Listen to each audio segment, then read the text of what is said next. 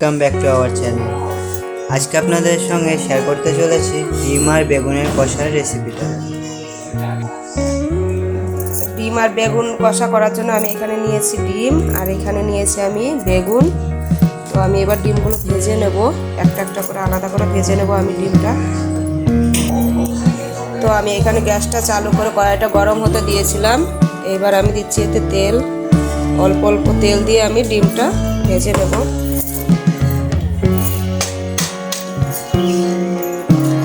ডিমটা ভেজে নিচ্ছি।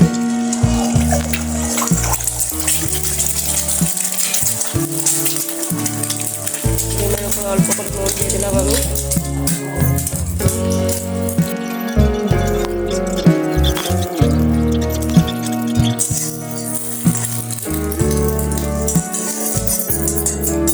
দেখুন বন্ধুরা, আমি এমনি করে বাকি সবগুলো ডিম ভেজে নেব।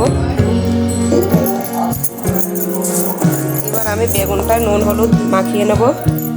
বেগুনটা অলরেডি আমি নুন দিয়ে দিয়েছি।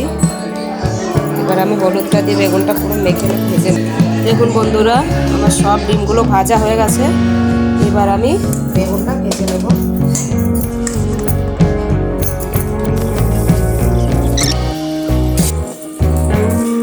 বেগুনগুলো লাল করে ভাজা হয়ে গেছে। এবার আমি এটা নামিয়ে নেব।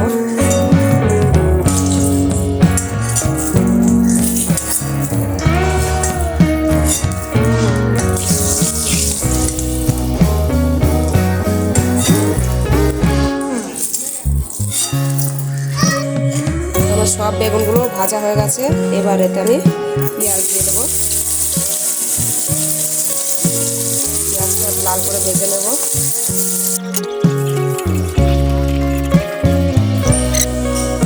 আমার পেঁয়াজটা লাল লাল করে ভাজা হয়ে গেছে। আমি এবার এতে মশলা দিয়ে দেবো। আমি এইখানে আদা, রসুন, কাঁচা লঙ্কা আর জিরে পেস্ট করে নিয়েছি, আর উপর থেকে নুন, হলুদ আর কাশ্মীরি রেড চিলি পাউডারটা অ্যাড করে দিলাম।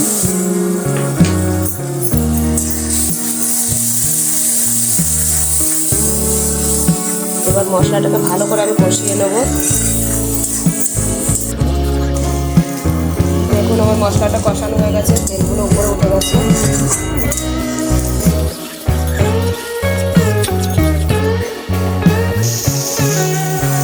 যখন আমি তেলটা উপরে উঠে যাবে তখন মনে করবেন যে মশলাটা ভালো করে কষানো হয়ে গেছে।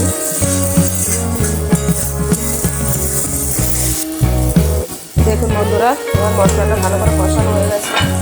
এবার আমি এতে পানি অ্যাড করলাম।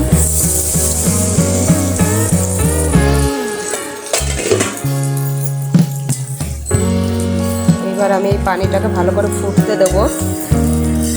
যখন পানিটা ভালো করে ফুটে যাবে তখন আমি এতে ডিম আর বেগুনটা ছেড়ে দেব।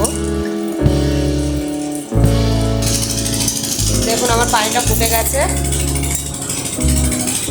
এবার এর ভিতরে আমি ভেজে রাখা বেগুন আর ডিমটা সব ঢেলে দেবো।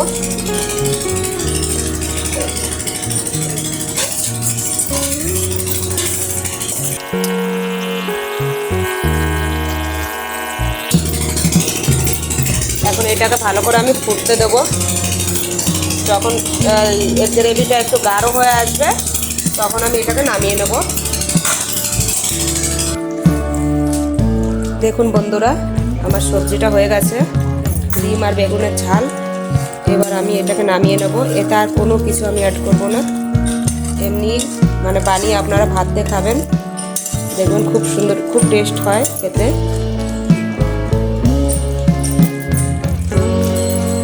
আপনারা চাইলে এতে ঝোলটা আর একটু কমাতে পারেন, কিন্তু আমি ঝোলটা এমনিই রাখবো।